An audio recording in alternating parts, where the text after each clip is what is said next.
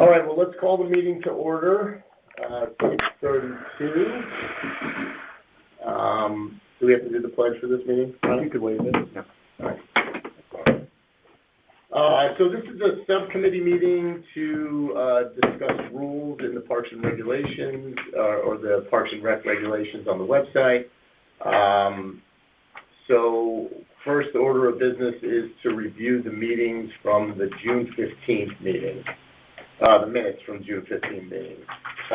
So we need to, I think, just make sure we're all good on a couple of rules that were talked about in June, and then also some other ones that have come up since then. So the first one being Section Y under the Marina section. So Galen, can I know that you've been talking with Justin. Will you just review some of the changes that Justin had requested? Yes, absolutely. So just was speaking with Justin today. He had 3 slight updates for the group. One would be on our rules and regulations right now under Section U, which is there shall be no heaters or air conditioners operating while the vessel is unattended. He requested that verbiage that Jim Baldwin approved to be created as its own line item, so that only Hubble-style 3-prong marine-grade shore power cords shall be plugged into shore power pedestals at large slips.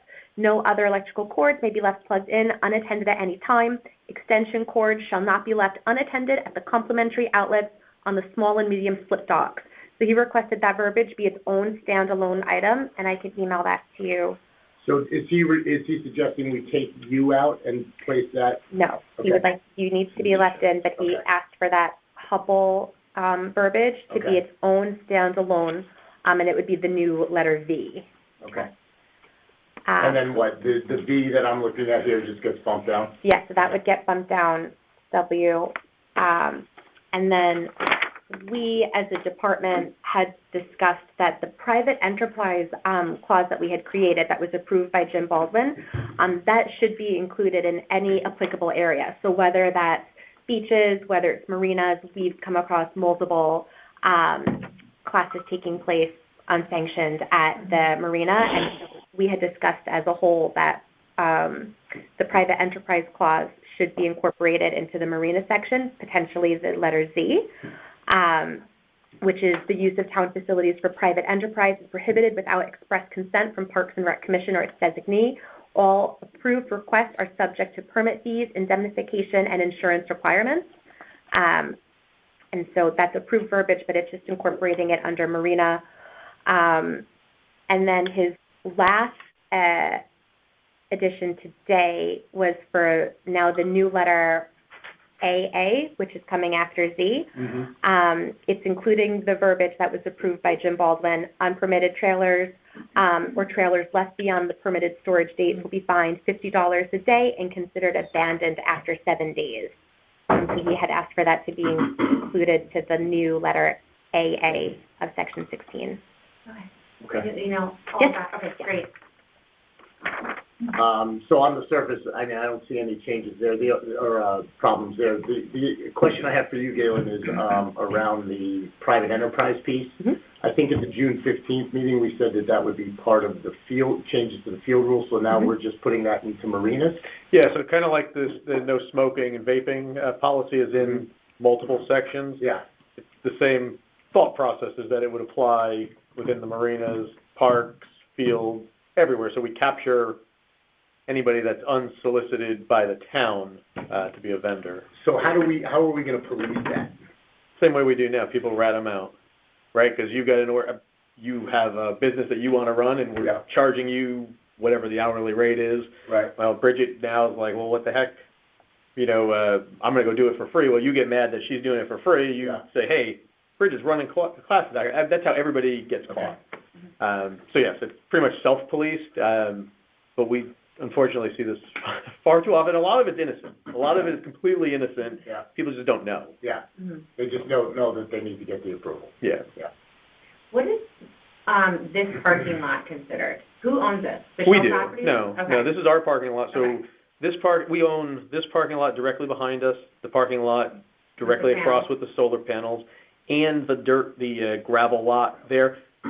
how Fischel does, or Fischel Right. Properties leases the gravel lot Okay. from the town. Okay, But this one is strictly, Parks and Recreation, okay, town stuff. And state that one. okay. Can we police the classes that are happening on that parking lot? Well, the police are supposed to be policing it. It's hit or miss. Okay. Yeah, I mean, What's happening out here? It's, Fit for Mom. Fit for Mom classes, it's like a franchise. Yep. But, So no. process-wise, so the 5 in the differences morning. between sort of a resident asking for to use facilities versus a private enterprise, all private enterprise has to come through you. And you would use the same process for allocation, including the same process for insurance and everything. You just want everyone to go through a consistent process if you're private enterprise versus if you are fully town. Yeah, I mean, resident. ultimately, we need to know what's going on within our facilities, right? I mean, we get the phone calls from the beaches, and they'll say, hey, there's a boot camp class going on in the parking lot, and there are guys blowing a whistle at 5:30 in the morning. And we'll be like, we don't know what you're talking about. Yeah. Until one of us actually goes down there and then asks the person who's running the class, they say, oh yeah, well, we do this every Monday, or, whatever the case is. And that's, again, how these things get found out. Okay. Not that we wouldn't put something down there at Yeah. 5 or 6 o'clock in the morning if that's what somebody wanted to do, but we would explain to them, well, you can't use the whistle or don't have the music blasting, those Right. those types of things. So we want to know what's going on in the It's about park. managing the liability for the Mhm. town and also the allocation of facilities fairly Correct. between resident versus private enterprise, and then even within the private enterprise to make sure they all have a fair opportunity to use the facilities. Okay. So I think we're good on marina rules. Galen, you'll send that out. Sounds like there's 3 changes. Yeah. Right? So, okay, we'll take a look at that, and then next commission meeting, we'll bring that to the full commission and vote on that. Next week? Yeah. Process-wise, everything that, Mm-hmm. just to clarify the process then, so anything this group decides is a subcommittee recommendation, that then goes to the full commission, and then after the full commission, it goes to Jim Baldwin. No. Jim Baldwin No, is so no we- longer.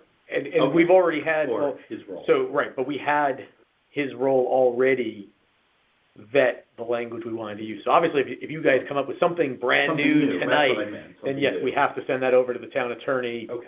I'd recommend we send that to the town attorney prior to it going to the commission for That's what I was approval. asking. It's Phil Pierce, right? Yeah. Okay. Yeah, that's why I was asking in terms of where our recommendations go, so anything that the attorney's already approved, we could bring next Right, week. so like the marina language, I believe Galen said, Right. the former town attorney looked at, which I Yeah. would trust is fine, Yeah. to go forward. Okay. Okay. All right, so we're good there. So beach rules is next. From the last meeting, section 5B, the launch and usage, we said this was 6B, right? There was a typo in the 6B, yeah. notes, so this is 6B, not 5B. The launch and usage of jet skis, kite surfing, e-foils, hovercrafts, and any other device not approved by Parks and Rec is prohibited. So that is gonna go under section 6B in beaches. And is that gonna be, Galen, did we say that that's gonna go after what's currently there, or is that replacing what's there?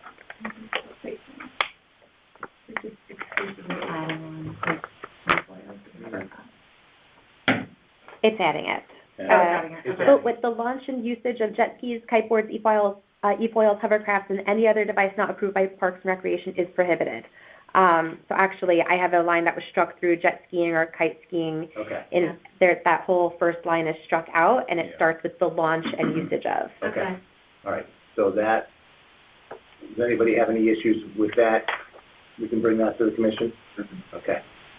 And then lastly, on beach rules is section 11A, the usage of sun cabanas or canopies is permitted at the discretion of the waterfront staff. So We had workshopped that language, and Jim Baldwin approved it when I brought it to our group here. Scott, our waterfront director, said it was too vague and too difficult for his team to enforce. He provided verbiage that his team presently uses and adheres to, and so just to mention it to the group, only umbrellas with one stanchion and a top no larger than 6 feet across to provide shade, whether upright or at a 90-degree position. Devices designed or used to shade infants no larger than 40 inches high by 40 inches wide by 40 inches deep are permitted for infant use only. Umbrellas and baby tents must be anchored to prevent uncontrolled movement. Per discretion of waterfront staff, all permitted tents, umbrellas, and shading devices must be placed at or behind the lifeguard chair line. So this is what he had recommended for us to incorporate instead of that verbiage. Okay, just replace it completely. Okay. So take out 11A as I'm looking at it now, starting with no person, ending with appropriate, and then adding in what I think it's Scott recommended 11B is the line that needs to be replaced. there. 11B. No, it's definitely not that one. 11B. Not 11B. 11B is no alcoholic beverages, Yeah. 11C is now is smoking is and alcoholic vaping. beverages. 11D is now smoking and vaping. So you would like this to be, Because I'm looking at the rules that Jim Baldwin approved, which included B as the Sun Cabanas. Okay. And so now it would be 11B. Scott requested that we change to this specific right, verbiage. so the current rules though is A, right, is, I think that's what she's replacing? Right. So that's now B. So you're just pushing B and C to But C what's and A D. now? Right, that's what I'm saying. I'm with you. The no person, persons, or organizations shall construct any Right. tents, stands, benches, or shelters, so that So- wasn't touched. Right, so now your new B will be in conflict with that, with A. Hence the tense. Yeah. Yeah. This is saying that, A was too vague. nope, it's 11B. So Scott said he wasn't comfortable with 11B, which was the usage of sun cabanas or canopies. But that's new, right? Can we just Yeah. agree that that was new? So you created a new B, Sure, the group And did. kept A. Mhm. kept A, and then you moved B and C down to C and D. Is that correct? Mhm. Okay, so just keep A, even though it's vague, add B, and push B and C to C and D. So I think, Okay, that makes sense. Okay. Was there anything else in beach rules, Galen? The group had recommended adding that private enterprise clause somewhere within here as well. So I don't know if it would be 11E or its own section. I'm not 100% certain. Is it its own, I think Section we're looking to put it into each section. Right, so we just added it to marinas. So now we're looking to do the same thing in beaches. okay. So where we added it in Marina, was it its own section or was it its own letter? she made it a letter. Okay, so we can make it E, private enterprise? Okay. It may go somewhere else, but I'm looking to see like if it fits, Yeah. you know, in one of these other General sections. Private enterprise question, whenever we get to that. I just wanted to try and clarify that. Yeah.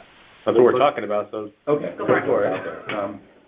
Does it make a difference if you're private enterprise, for-profit, or not-for-profit? That's an Does that example. make a difference in terms of how we handle the request? it hasn't in the past. Or does it make a difference in the cost? Is there anything different in our process if you're private enterprise, not-for-profit versus profit? For renting, Yeah. the only one I can think of is St. Thomas. Yeah, I think that's the only exception that was ever granted here. But do we want it to be different? Is there something do we want to differentiate as sort of a policy? So I don't think you do. Yeah, Depending on where you're going with, I don't think you do. No, and that's why I threw it Yeah. there. We're faced with that often. Yeah, I don't, Yeah. I personally don't see that as a charge of this group. I mean, that is outside of, in my opinion, what we're trying to establish here. Unless we want to have a different process for allocation of fields or whatever. It doesn't make a difference. And I'm not saying it does. Yeah. But it's something that I think we're faced with often as a commission, is someone will come in front of us and say, I'm an not-for-profit, give me an exception, or, treat me differently than if I was a corporation, a for-profit corporation that is profiting off the town and not just covering costs or donating my time or whatever. Mm-hmm.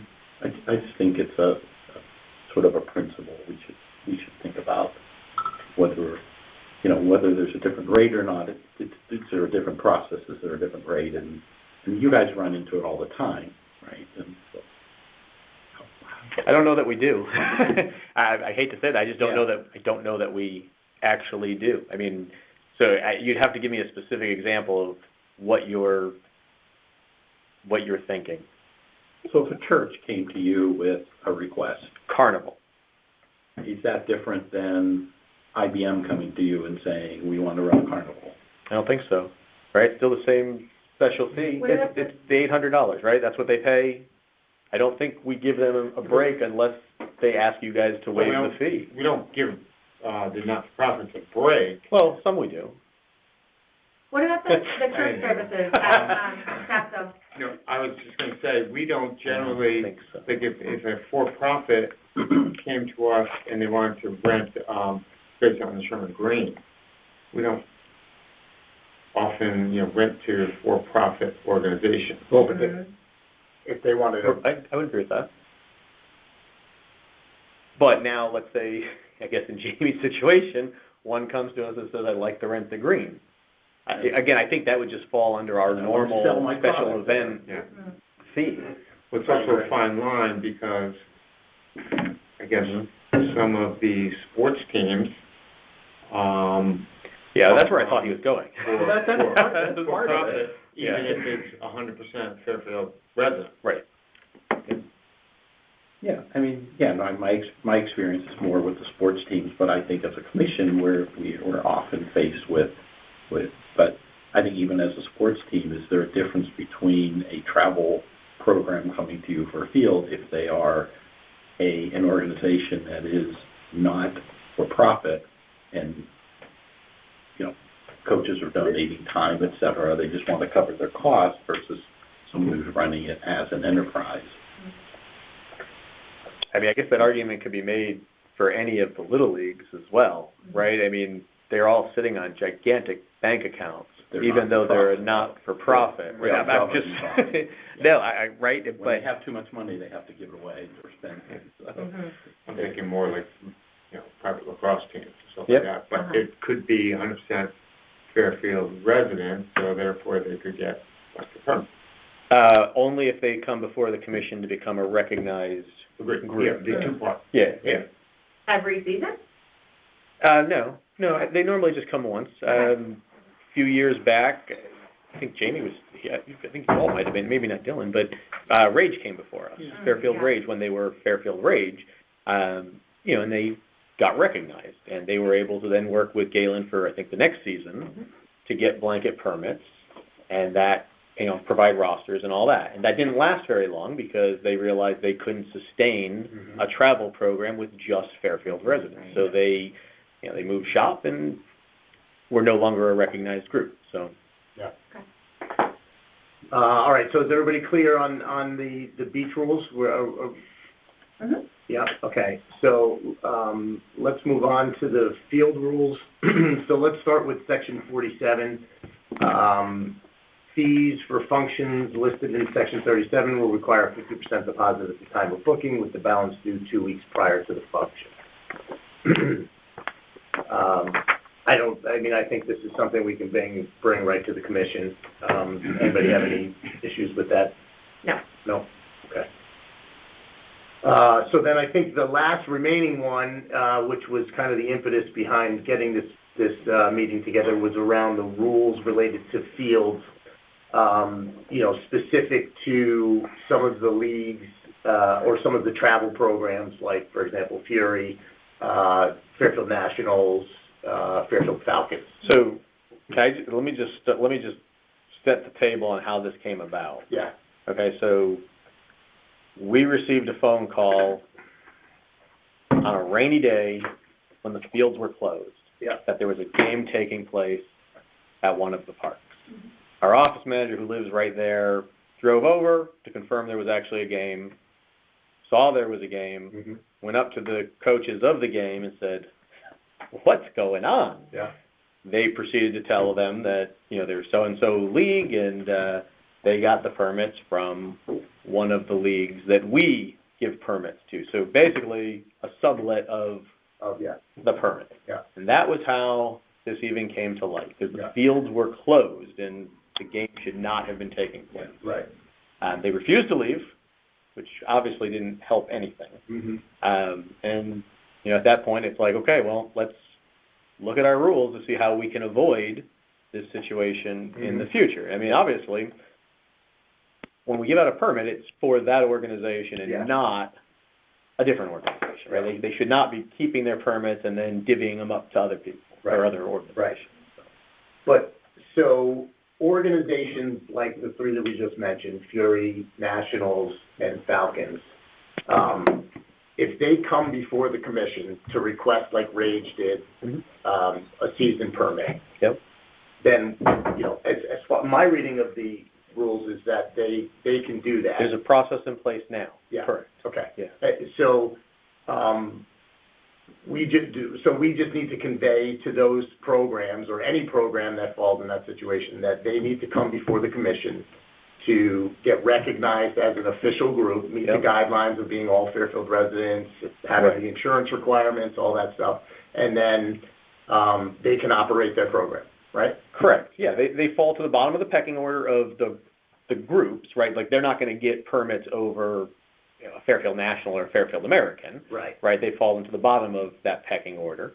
But yes, they can then, rather than trying to chase down permits every 2 weeks by seeing what's available, they can get a blanket. Okay. But yes, they have to still provide rosters and meet all the other requirements that you stated. Because again, that's kind of where this goes off the rails when they accept if they accept one non-resident, that revokes their permits and throws the whole thing out the window. Yeah. And we've had that. Revoked their permit for the season. For the season. Right. They can still get a permit, but it's on a... Right, they gotta do it every 2 weeks, right? Because they no longer meet the criteria. Right. Correct. I think I would potentially recommend that they come before the Parks and Rec Commission and be banished. But there's also, what happens when we banish them, and now rather than them being, the Fairfield Warriors, they change their name and now they're the Fairfield Knights. We would really never know, other than the same head person as the person. Yeah. That's what the travel teams do. They change names every couple seasons. I think ultimately, though, to your point, in terms of the benefit for tax-paying Fairfield residents of calling in and getting, 2 hours of field space up to, twice a week, 2 weeks in advance, that's not for organized play. That's not for, ways for groups to circumvent the established rules and regulations that are in place. It's not for organized play. It's not for formal practices, games.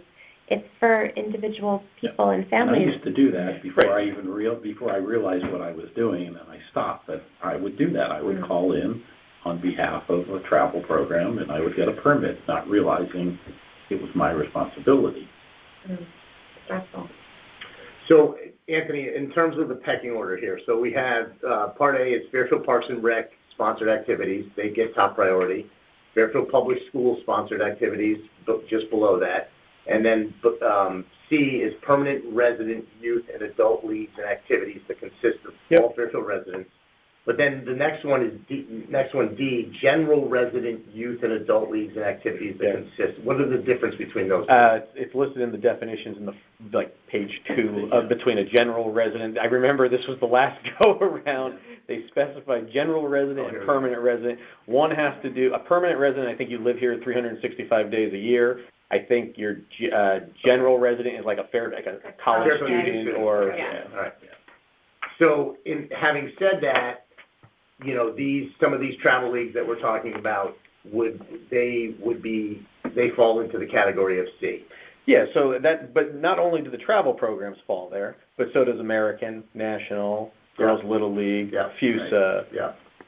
FYL, FYF. They all fall in that too. Yeah. So they would fall ahead of anybody that's coming to get recognized now. Why? Well, that's just how it's always been. First in gets priority. Again, how it's been, I don't know that that's necessarily, I think Galen's tried to be very fair with the permits, but that's always been my understanding is, the older organizations get first, not older, it's age-wise, but the ones that have been around longer. Right, the established programs ones. that Right. want, and as long as they're not trying to consume more than they normally do. Correct, and what we've done, I would say in the past 3 years or so, is really crack down on the leagues and consolidate, have them really true up their permits. So, they used to get a blanket permit for a Fairfield American or a National would have been 7 days a week at, 5 different fields and, from all day. And then they would fill And it. they'd fill it up and, they wouldn't kick anything back to us. And we had that problem where we're not, it's just like the businesses, where we don't necessarily know who's on those fields at what time. So I said to Galen, I'm like, we can't have this happening. When we have a field crunch, we're tight on field space, I can't drive home, at 6 o'clock and see an empty field, if that's the case. That is not okay for me. I agree.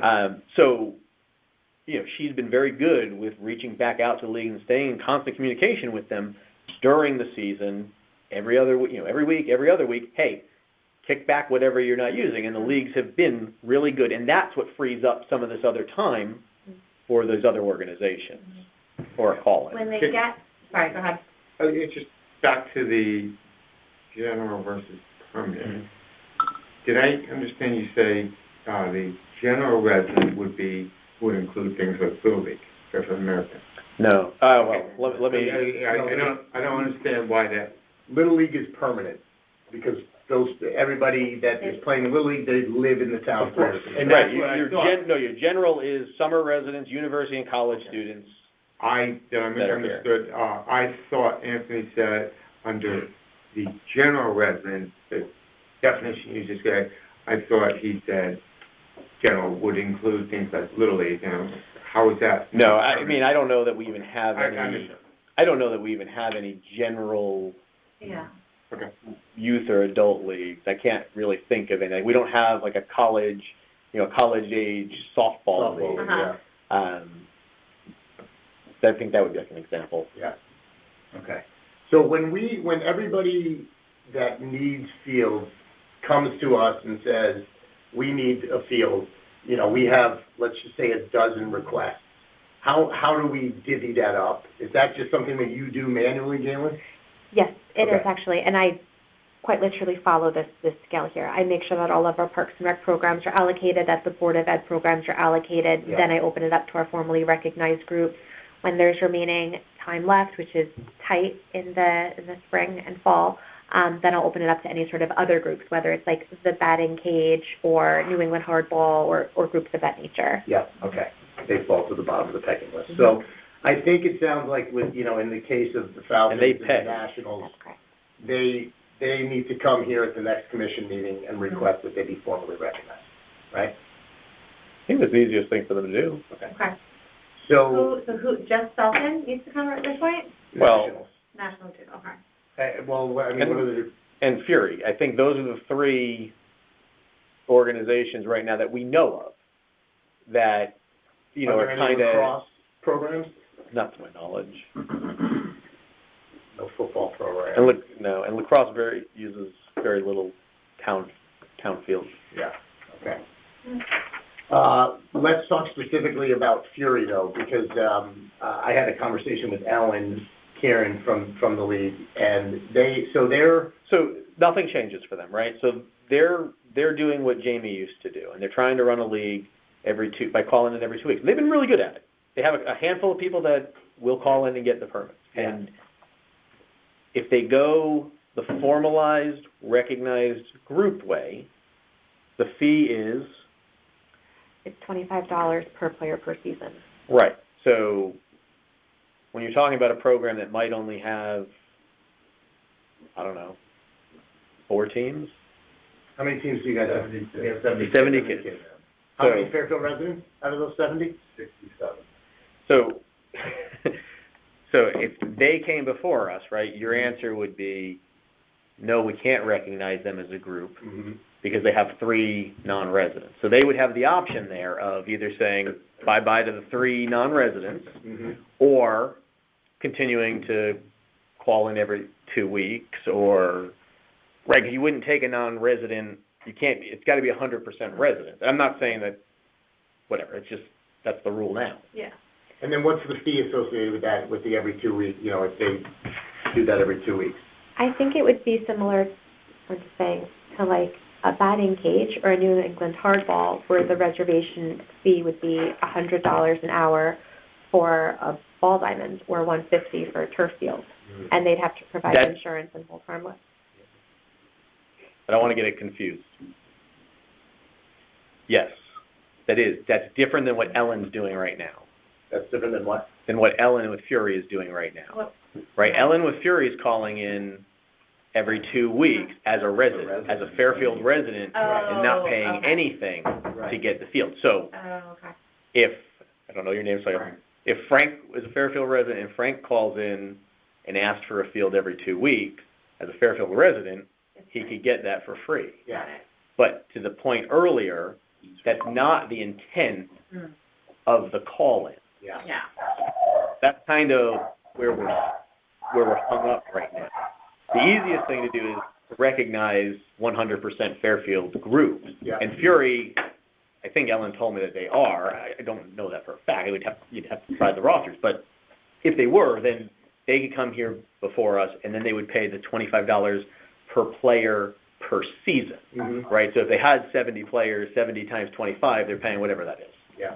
Uh, Is it possible for us to maybe create an additional category? Like, because you guys, Ellen told me that they, you know, they can't put a competitive team on the field without bringing in, at some age levels, without bringing in an outside, somebody from out of town. So, you know, and you know, frankly, $100 an hour for them is just, it's not feasible. For a clubhouse it is, because they're charging $2,500 for a kid to do, you know, play travel ball. do you know the rates that the Fury's charging? I don't. We're a nonprofit. Yeah, we are a nonprofit that actually doesn't make any money. We primarily operate to serve kids that live here in town, so And what do you charge a season? it depends on the age. So the younger they are, Let's say 12U. 12U is $1,800. I didn't mean to put you on the spot. Yes, that is definitely cheaper than other travel programs Mhm. because they're not paying for field space. They don't have to account for that. Which Yeah. I get it. I get it, but not. Could we enact something like we do for adult softball, where out-of-towners pay? So here's the problem. And this Yeah. opens up Pandora's box, Mhm. and this has been the issue over the years.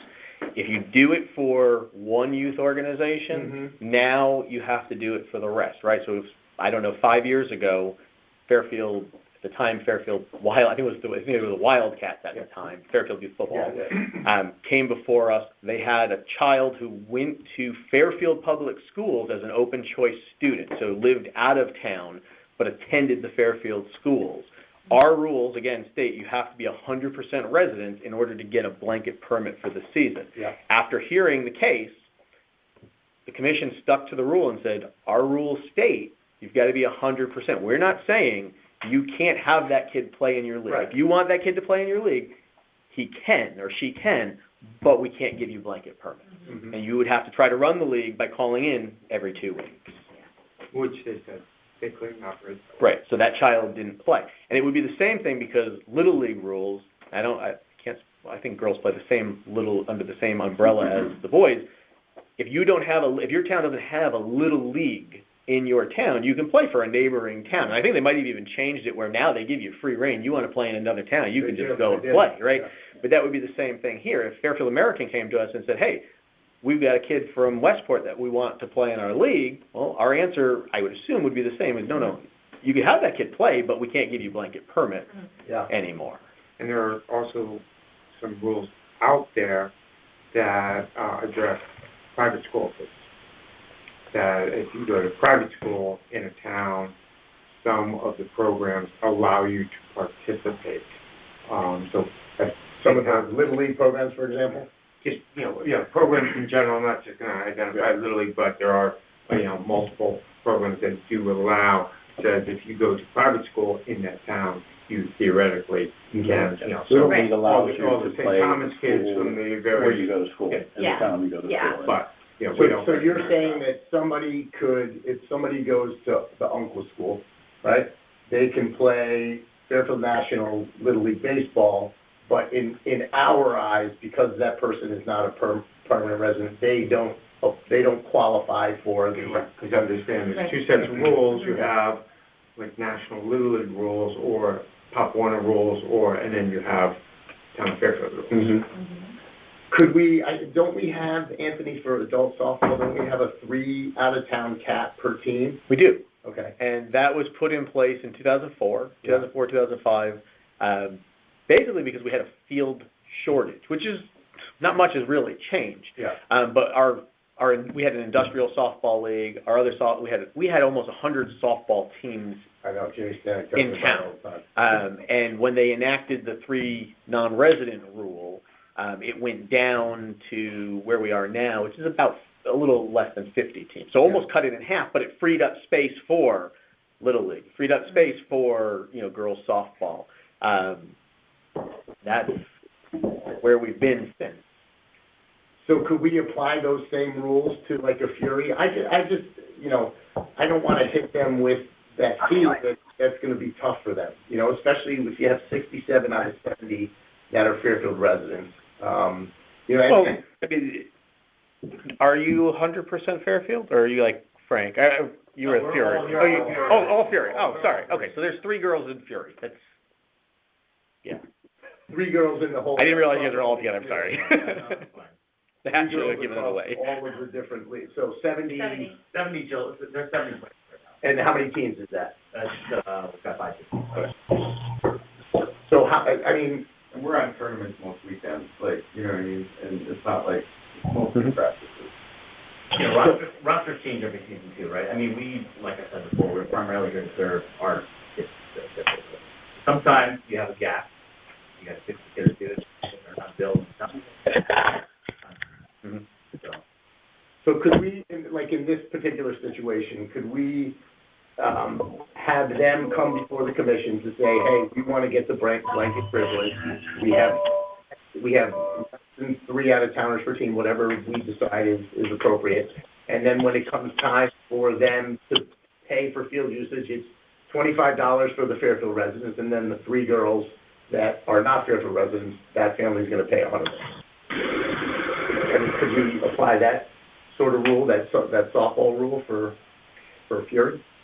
I don't know. Well, I mean, you could do really, I guess, whatever you'd like. I just don't know that you'd be able to make it specific to Fury. No, I would not. Right, but no, I mean, what I mean is, I think it just goes back to what I was saying before. It's now, okay, it's not just Fury, it's the Nationals, it's the Falcons, it's football, right. It's lacrosse, it's soccer, yeah. Mm-hmm. There's a field usage issue as well. Right, so I just don't know I'm not saying that that's going to create more field issues, but I mean, it's putting more kids on the field. Mm-hmm. I don't know how to calculate that. I have a question. How stressful is it to have to call in every 2 weeks? It's very stressful. Is it? And Okay. you can't schedule games with any out of town. Like, literally 95% of my friendly scrimmages are away games, because if you don't know what field you're going to be on, if you get a field like that, there's no bases, there's no mound, rugby's in the outfield. It's bottom line is all our girls are on All-Stars for Fairfield Girls Little League Softball. They're going to represent the town in districts next year, states, regionals, all this stuff. They want to play ball, and I don't think kids on the field particularly is a bad thing. I think it's what we want as Parks and Rec, Fairfield Town residents, No, for sure, but we have I get it, it's a crunch. I completely understand that, but I think for us, it's, to answer your question, sorry to go on a sidetrack, but to answer your question, it's very stressful. We don't have tons of home games between our 5 teams because it's very hard to get field to. Yeah. We also don't want to be in breach of policy, so if that's a Correct. policy, Yeah. then that's fine, it's just, as Dylan was saying, I mean, paying that much money to us is not. Crippling, it's crippling. Yeah. I mean, I lived through it with Little League and with travel baseball, and I think there's lots of different sides of this, but as a parent, I felt like the parents are punished because they can't schedule their summer, they can't schedule anything, they have to keep all of their free time available until the coach tells us when you, so, I mean, that's hard, so, again, there's pluses and minuses to this. And we totally agree with what you're saying, putting kids on the field. Yeah. We're all volunteer commissioners for the Parks and Rec. You know, we're not volunteer commissioners for a building committee or, you know, or something. We are, you know, part of Parks and Rec because we want to see the field used and we want to see the kids on the field. So we definitely support what you're saying.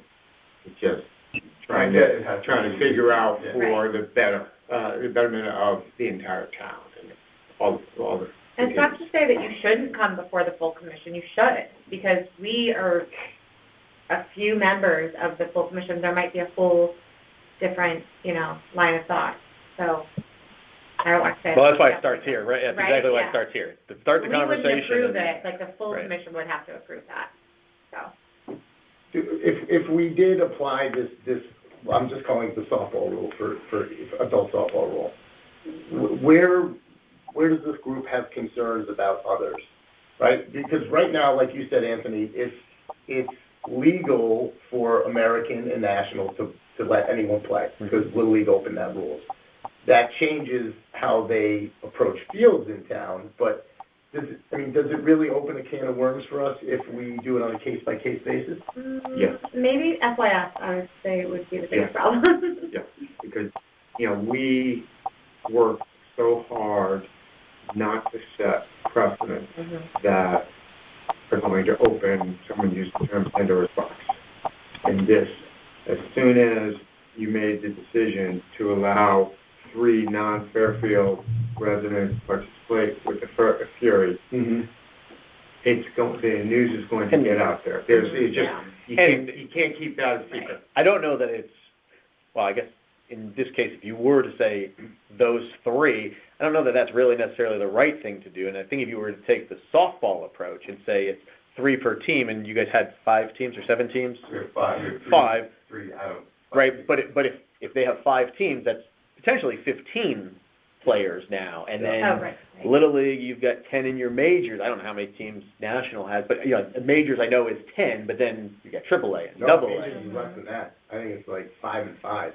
Is it? I thought it was 10 and 10. But whatever it is, even if it's 30, you know, so if it's 20 teams that National has, and it's 20 teams, I mean, times 3, it's another 60 non-residents. 60 non-residents. I mean, you start adding that up, and now and I'm not saying that they're going to fill every one of those spots. I mean, for you guys, it's probably easy to be like, well, we've got our 3, and that's all we were looking for. But now, and I'm not, just with the competitive nature of some of our leagues, if they can pull the better kids from surrounding towns now, they're going to play. Right, and thank you. I was going to go back to that case of the football, and this is not meant, you know, for what you guys do, but I was getting calls from people who knew people who knew people who, you know, a brother of someone I went to high school with contacted me because he knew the coach of the football team, and they are not going through that effort for the run-of-the-mill kid who just happens to be a St. Thomas student, and, you know, this was the biggest kid in the school who qualified, who could be the running back to score 4 touchdowns a game. So, you know, it just, and again, I'm not saying that's what you guys are doing, but that's who is here pounding the table in front of us saying, it's just one kid. It's just one kid. Well, who's the one kid? Right. And that's generally what happens. Would you guys ever change your policy, or has it always been open to non-residents? It used to be Fairfield, your up until the point when they couldn't field teams. Ah, That was my point before. That's Okay. what happens with travel. It's just the nature of travel. It's not anything against the organization. It's the nature of travel. This rosters change every year. Right. So, one year you may have all Fairfield kids, the next year you may have guests. And you got My daughter's a travel softball player as well, and we just switched programs. So, Okay. you're always looking for the right fit. yeah. And, we made this rule, across the board. It used to be even Wakeman lacrosse. You were allowed to have, there were kids, from Easton and from a couple of Weston Oh, FYL? on my kids, on my Before it boys' was team. FYL. Oh, okay. And then, this was a pre-FYL. It was Okay. Wakeman. And They ran everything. Wow. we stopped it. We said, that's fine. If you're exclusively going to use the Wakeman field, you can do whatever you want. But there wasn't enough time on that one field, so they were using Thursdays, they were using different places, and we said, okay, you have to comply with the 100% I will rule. say one thing. No. I think the name is Jamie, right? We are not-for-profit. That makes us very different from a lot of the travel programs in Connecticut now for World Football. They're businesses that are trying to coach kids, grow their programs, increase revenue, all that stuff. We don't do that. I mean, our balance sheet is basically run flat. And close to zero. No paid coaches. Yeah, no paid coaches. So what's the story with your 3 non-residents? If we didn't have them, we couldn't have a team basically. Now my question, are they students in Fairfield schools? Why are there 3 non-Fairfield residents in your program? Why are there 3? Why are there these 3? Because we hold open tryouts, anyone can come try out.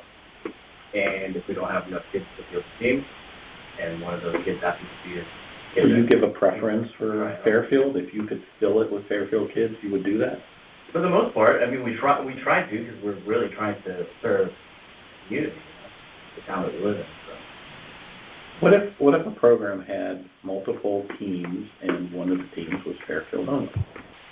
Could they get fields differently than other And 2 teams? of our teams are Fairfield only teams, and one of them is just a team, and one If of you them is left it to them to govern that? That's an interesting question. Or break up into 2 programs? So you don't recognize that 3rd team, and that 3rd team It just plays as an away team? Yeah, it just comes down to, We thought of everything You're when we were. teaching these guys how to get around the rules. But for that one, I think it just comes down to the enforcement of kind of what we were dealing with this other program, not these guys, the one that, got a permit from somebody else. Well, they'd have to govern it, but if you had 2 programs, you have your Fairfield teams in one program and your others, and you came to the town with, here, this is my Fairfield program, and it would be up to you not to, That other team would never Share field. be able to practice by themselves. well, the other team would get fields a different way. Again, I'm not trying to create No. a support nightmare for you, but. No, but they wouldn't be able to practice with them, Right. right? If they couldn't show up and practice, that would violate. Yeah. Different than if they were an all Fairfield league and they had a home game against Trumbull. Yeah, That's okay. yeah, I know. Right, so does that apply also for, let's say, for example, Fairfield National Americans, they're not allowed to play and host games on the field here, if there are kids from other towns? No, that's not, that was what I just said. Yeah. No, that's not, you couldn't have a non-resident on your team. On your team, you can play, I mean, all the local leagues here play other towns, like surrounding towns now. I don't know if you heard that. I didn't. Then my team could play So Frank's she's team. full, she's 100% Fairfield. I had one girl that's just from Westport. Yeah. I could be the away team. Well, that's what I was saying. In Jamie's situation, that to me doesn't make sense. It just goes around the rule, but it's different. Ed's question is how does Fairfield American play Westport in town? Because Fairfield American, they're all residents, 100% residents. But But they play out-of-town teams though, But right? to get. That may be, Go but, on the commission and but get- Fairfield American Little League is not sharing a field for practice with Westport. They're playing in a game. So theoretically, if you were the away team and they were the home team, yes, you know, we could consider you a Westport team, but you would never be allowed on the field to practice because that would be circumventing the rules. Or, well, no, they could be on the field, they just have to pay the fees that are established for that. But they wouldn't be able to participate under the blanket permit system. Correct, yeah. Ugh. I don't know how to handle this one. Guys, just hire me as your attorney. We'll make it work. It's not in the budget. For the full commission, I mean, we could, in theory, approve kind of a one-off like we did with St. Thomas, right? With the tennis So- board. How would you put that on the agenda as the hearing act on something without a proposal? Because that's more of a conversation, and then you can put it on for discussion, and if someone wanted to make a motion to add it to the agenda, then you need 2/3 of the body to accept it, to put it on, Right. and then we could consider it. Okay. Yes, but unless you have a specific proposal, we wouldn't want to put it on the agenda to hear and act. Well, I think what we'll tell the leagues is you have to come before the commission and request of the Specifically. commission that you are a team organization that can get a blanket permit. No exception for girls who are underrepresented in sports, things like Title IX, something like that. I would say bring it off. Throw it all up against the wall and see what sticks. It probably won't, but, I mean, using that, but you're going to have significant opposition to that. Yeah. Yes. Whatever we come up with, we have to leave room to make it manageable. This team needs to have it's gonna be impossible to create a rule that will fit every situation. Yeah. And we need to basically say, here's our guidelines, here's our rules, our policies, but they have to have the ability to assess the situation and make a decision. And you can always evaluate an exception on a one-off basis. Yeah. That is opposed to our rules. Yeah. It just, to alter the rules to state something like this is going to be difficult. Yeah. And I know I, for one, will voice my opinion, and my opinion will not be to support that. If it was manageable and if everyone would play by the rules and play fairly, you could do something like that, but that's not what happened, right? I mean, So, I think, what needs to happen for you guys is, to make a request to get on the commission calendar for our next meeting. We have to come up with a proposal first at the December meeting, and then they can come, right? Is that what you were saying, Brian? If they come to it, they can, you know, and we can always make an exception. But my personal opinion is, we're not gonna make an exception until the Rules Committee presents something and Okay. we as a group make some decisions. So, I Okay. mean, if you were to go, try and get on our commission agenda next week, we would allow you, we'd hear you, but It wouldn't make sense. it wouldn't make sense. I think I'd wait another month. That's, it's Yeah. definitely putting the Yeah. cart before the horse. Yeah. And so it wouldn't make sense. We would probably end up telling you, we're gonna talk about that in one of the next agenda items. So we'll call you and you can get back on a few, so you'd be wasting your time. Okay, so what about the Falcons? Theirs is more cut and dry, in my opinion, because they're completely 100% Fairfield. Yeah. Then they need to come to us to be recognized Okay, and they can great. get. I'll reach out to them. Yeah. Great. Yeah, if they're 100% Fairfield residents, then there's already a policy in place, Right. a procedure in place. Okay. But they should still come. Yeah. Yeah, Oh, they have to. They have to, They have to. yeah, to get recognized. Okay, got it. so if this is on the agenda at the next commission meeting, you could come as part of public input. Yeah. Nothing that says you can't have your input. When is that? December 20th at Is it 7 PM the in this 20th? room. Next Wednesday. Yeah. we had a meeting, I don't know who was on the, commission, when we had a meeting once, and all the teams came. And it looked like a gathering of the gangs, because everyone showed up with their colors. And, remember that meeting? It was funny. So you had the black jackets over there, and it was amazing. I just remember the Marina meeting. That was another one. I was like, Same type of thing, like, yeah. The best is the solar panels. Oh. We were at Penfield, right? Oh, we had to be moved because We had it to was move, we like had to cancel the insane meeting. here. We had to cancel the meeting here. Yeah, it was Well, like We got shut down by the fire it was like department. everyone. Yeah, someone pulled the fire. Everyone was at Old Post before and then came here. Oh, boy. We were like, Oh, hi guys. We're nice Old and time builders. Yeah, okay. Well, that, I think, is all the rules we needed to consider. Do you mind if I mention 2 or 3 more things? Yeah. And I have a couple that have to be addressed as well. Okay, can we take a quick final break? Okay, while Dylan's out, let's, Okay, let's vote. Agreed.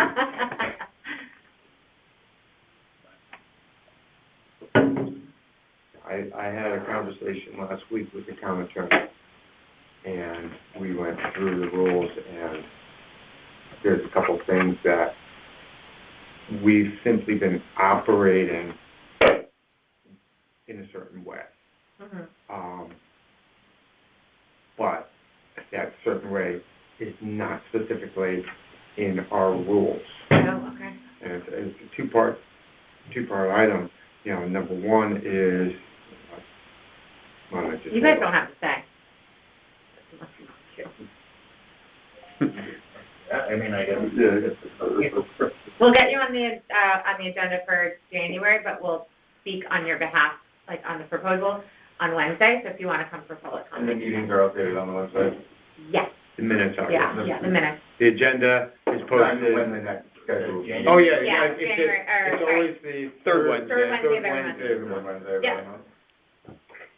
So I was just saying, I had a conversation, I think, you and I actually, Thank you. Yeah. Take care. Spoke or texted about this. So, did you want to go first? No, Yours is easy though. not really. No. Rule 50? Well, yeah, that's one of Give them. her Rule 50. Please update that. Go ahead, yeah, you go first. Yeah, so, the request for use of town fields not made via phone or email.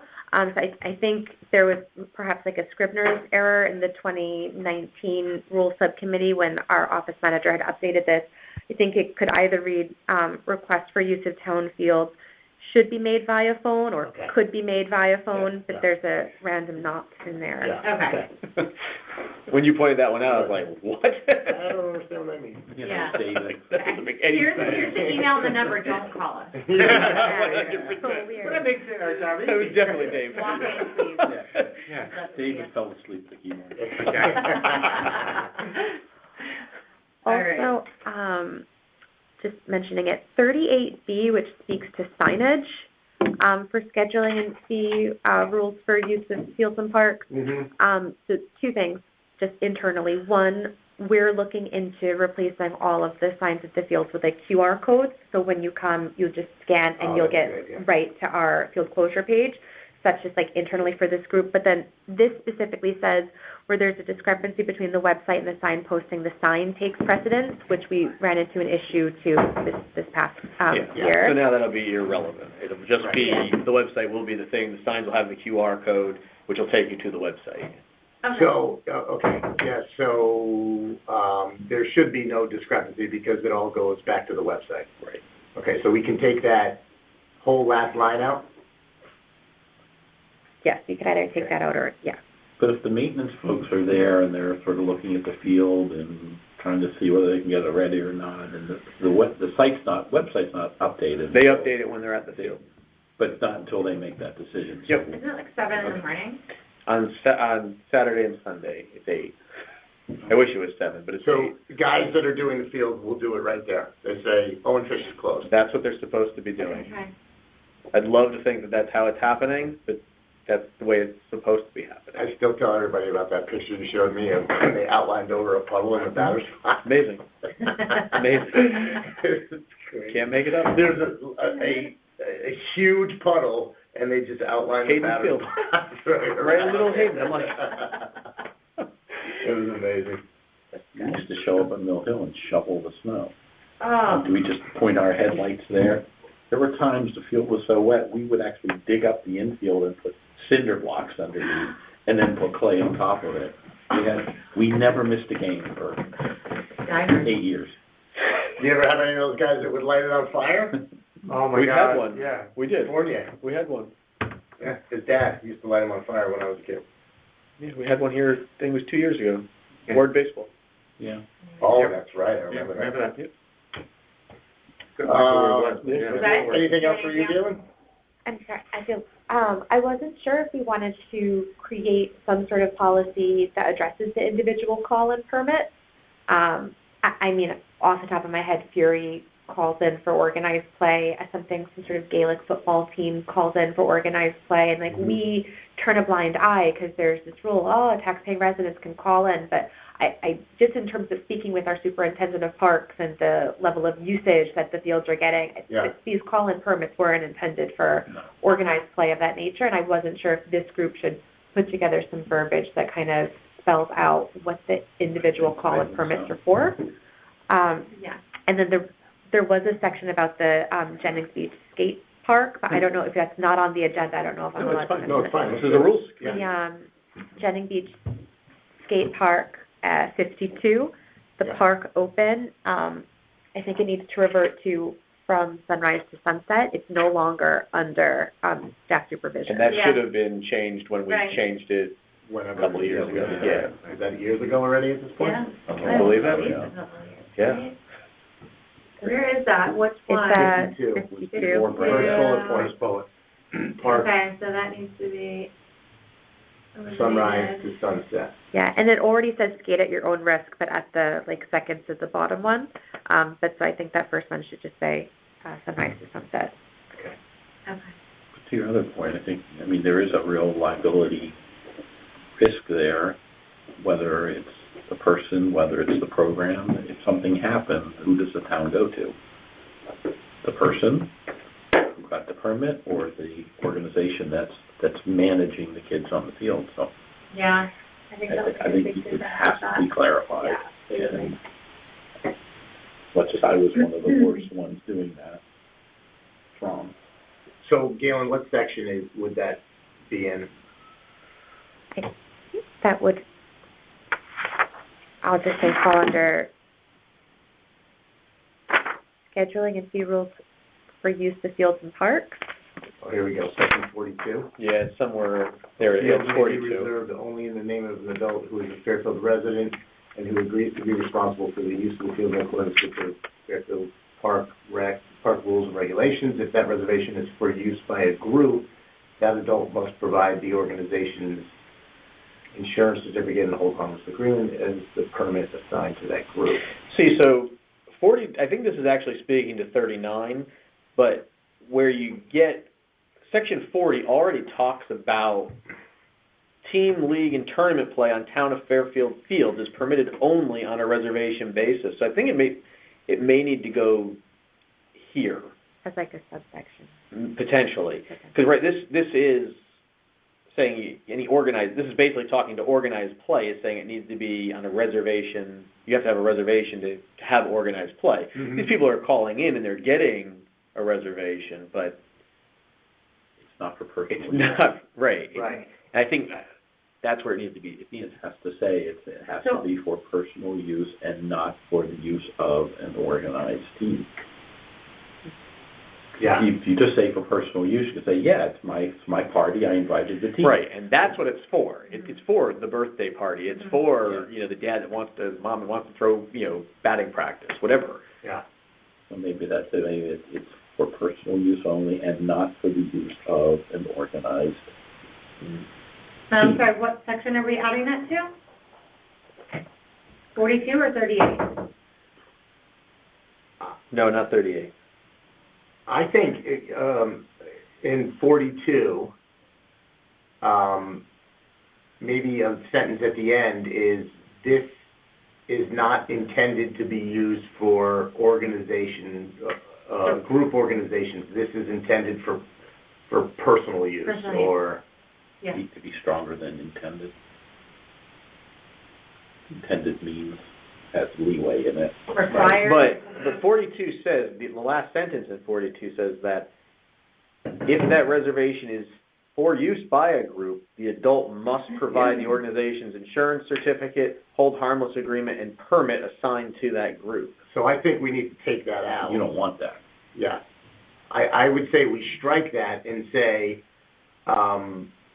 those reserving fields are doing so with the understanding that it's for personal use and not for a group or organization.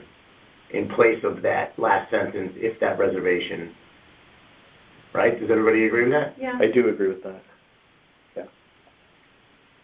Okay, so why don't we make a note Because 39 talks about You may be. Fairfield something resident, on the team, form, organization, you know, what about getting a permit? an indicator on the form, reservation form, that they have to check a box if it's personal use only and not for a team?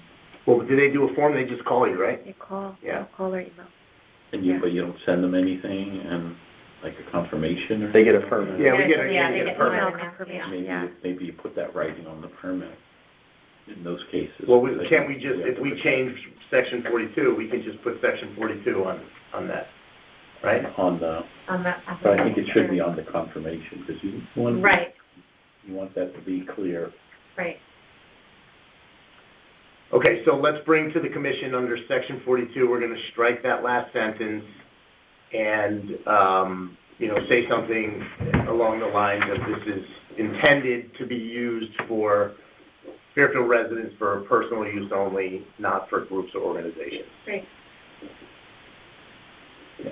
Okay. Again, I might just keep that I'll word write them intended down out, and then- say this is to be used. These permits are for personal use only and not for organized. Activity. I have a semantic question. Hold on, before we get to that, Galen, are you good? Okay. This is not what I was gonna talk about before, but in section 42 and section 43 and possibly other sections, it makes reference in all capitals, blah, blah, blah, in accordance with Fairfield Park rules and regulations. Technically, there is no such thing as Fairfield Park rules and regulations.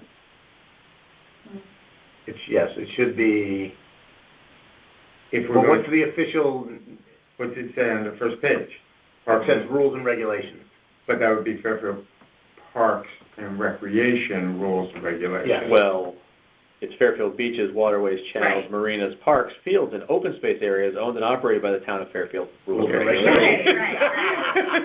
Well, in section 42, we're making reference to the Fairfield Parks and Rec rules and regulations. Mhm. Why don't we put a Definition up definition, front. yeah, a And- definition and that's- saying Right. Fairfield herein known as rules and regulations. All you have Yeah, to do is that's- put in Is parentheses. it not there? It in might be quotes. there already. Yeah, Yeah, no, it is. that's what I was just looking through, Okay. to see if it was identified somewhere. No. So, yeah, Oh, wait. the first time we referred to it, if you could just put in parentheses, Yeah. Fairfield. Yeah, I think it just goes on page 3 here Yeah. for, right? Right underneath Yeah. voting season saying, Do we have to use all of those? yeah, I would say we use this whole thing, Bridget, Yeah. and then herein identified as just rules and regulations. Correct. And then we would just need to go through the document and change everything that is in all caps that says, that's an easy one. Okay. Is there still anyone else? And are we only gonna be identifying it as, rules and regulations now? I think Doesn't matter. Okay.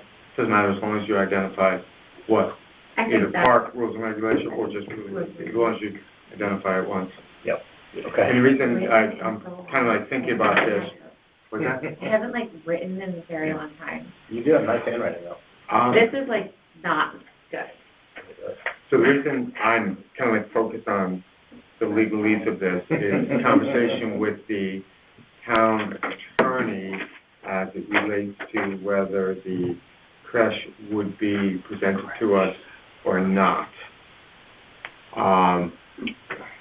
Our rules never specify if someone wants to use the town green, if someone wants to use the beach, or whatever it is, the process. And it certainly doesn't, if the process isn't identified, the ability of the director after 3 years can use the director's approval, that is certainly not identified here. So, as it relates to the recent would-be request before the commission, the but the discussion over whether the change of venue from the town hall to the Sherman Green, even though this event was taking place every year since 1983, would that constitute a significant enough event change to warrant coming back, or would that fall under director's approval? As our rules don't specify that, we had to allow for the director's approval to continue. What do you think? I can go either way on it. I mean, I didn't think that it was, so for me it made sense as a director's approval, but I can understand the argument for it. But that's fine. All we're saying is the rules should specify that somewhere. And, in speaking with the town attorney, he said, well, can you send me the written rule of, what constitutes the ability of the director after 3 years? And I'm like, I don't know if it's written in. It was probably written that commission in the minutes of that commission when we approved that, but I don't know. But never added in here for sure. Because all it says in here is section 37. Park properties will be made available according to the regulations and usage fees listed for the following, and then he talks about special events, fairs, festivals, programs, specialty shows, which is pretty much everything that takes place on Town Hall Green or Sherman Green. Right. And then the subsection of the director's approval would be to identify what would be excluded from that, such as, and we always refer to it as the large events, the Fairfield U, Penfield, the amusement, the carnivals and things like that. But, it's not specifically written anywhere that, this is what events can fall under the directors and which ones cannot. And so his recommendation was you really should put that in writing. And he's perfectly happy to work with us to, script what we would want the rules to say. Is that, Phil, you had that conversation with? Yeah. Yeah, I mean, I agree. So what did he suggest as the next step? If he wanted us to write something that he would then? No, he said, think about it, talk to the rules committee, because I told him you guys were meeting. Yeah. And then, let me know if you want me to, work on something. I think we should absolutely do that. Yeah. I think that's a good. Sounds good to me. That's a good pickup. So then the question, the last question again is the verbiage to be used for quote unquote large events. What constitutes a large event? Yeah, what constitutes an event that is excluded from disability. Okay. And, as we said, It's so tricky. carnival, I know. It's tricky, right? Carnivals are the easy ones. You can't say large event. No, Right. exactly. And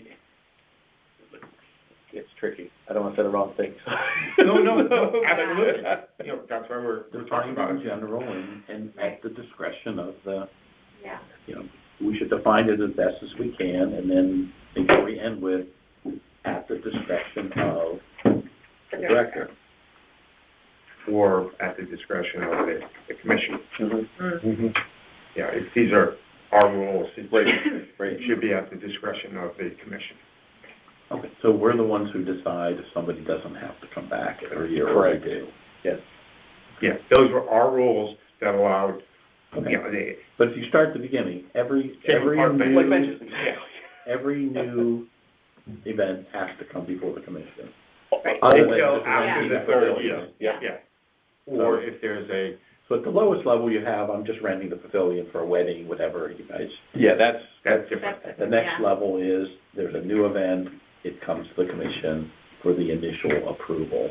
And then it either goes into a repetitive every year, or it goes into a, based on After 3 parameters. years. If such and such doesn't change, that's what we have to define is, what's a change? What defines a change that you'd have to come back through?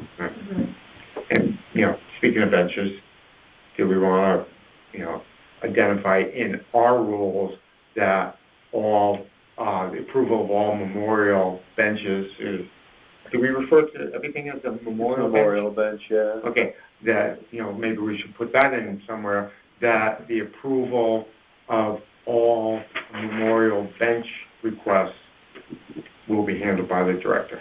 Okay. This is all section 37. No, that'll be somewhere else. Yeah, I don't know where that goes. Okay. If that was the best rule we Yeah. have to make, which I don't ever, because there's a few commissioners, like, okay, all we do is approve first benches, Benches. so we'll, So many of them. I know, that's nice. They are. I hope they Did you have talk one. to Bill Hurley or Ray Smith about the bench in the We better all boulevard? get a bench. Any asked about that? Ray called me, he did ask me about that. Yeah, I pushed him on the DPW because it's not a park spot. right, that's what you told me, and that's what I told him Yeah. too, but. So would Doug handle that? No. Who would handle that in DPW? George, and he's retiring, I don't know who's taking over. Okay. I'll follow up with But yeah, Ray. it's George and Highway. that's all I had. Okay. Thanks, Brian. All right, so we have some things that are going to be emailed by Galen. We have, I have it all here. So- Perfect. all here. Awesome. So Can we I adjourn? will reach out to Phil tomorrow Okay, and kind of hopefully articulate yep, for him, what we're looking for. okay. And Galen, you'll send that out to this group so that we can bring it to the commission for final approval next week? Okay. Great. Awesome. Okay, get that done tomorrow, if not Monday. Is there any timing on, real timing on when the rules have to be formalized? Fluid, right? No, I doubt we're gonna have everything ready. for well, the next field Wednesday. one, that's really the big one in, she's gonna start doing permits and stuff in January, most likely. But, those fields don't have a permit until April 1st anyway. Okay. So there's a little bit of time. Justin needed his marina stuff because the marina is doing renewals right now. I know that was a little more pressing, but. Yeah. So we'll Kind take of that, we'll ongoing. do that in order, we'll get the marina one out of the way. Did we modify, did you guys Yes. modify the yacht club, the measurements? They did. Yes, They did Yeah. that one already. it's done. So that just needs to go to the commission for approval, or did we already do that in October? This is what happens, we don't I have don't meetings. think we brought anything. We didn't I bring don't think anything. we brought waiting. any rule All right, changes. so we'll We're start with waiting for- Marina it took and so long field, to get- basically, what we're starting with. It Okay. took months. And I know I mentioned the SantaCon to you, and we talked about it, but they did have it fully cleaned up, I guess, by 11 a.m. Yeah. We and approved have that, you been- SantaCon? No, I it's not don't think approved. so. It's not approved by That was anybody. when you guys came in. What event was that? That's at Penfield, that's Clam- their It's May Clam Jam. Clam, yeah. All right. It's like, take an idea, you Yeah. know? Yeah. Right, Let's- but that's Yeah. more control. Let's, because let's it's adjourn officially. Okay. Yeah. Meeting adjourned at 7:50.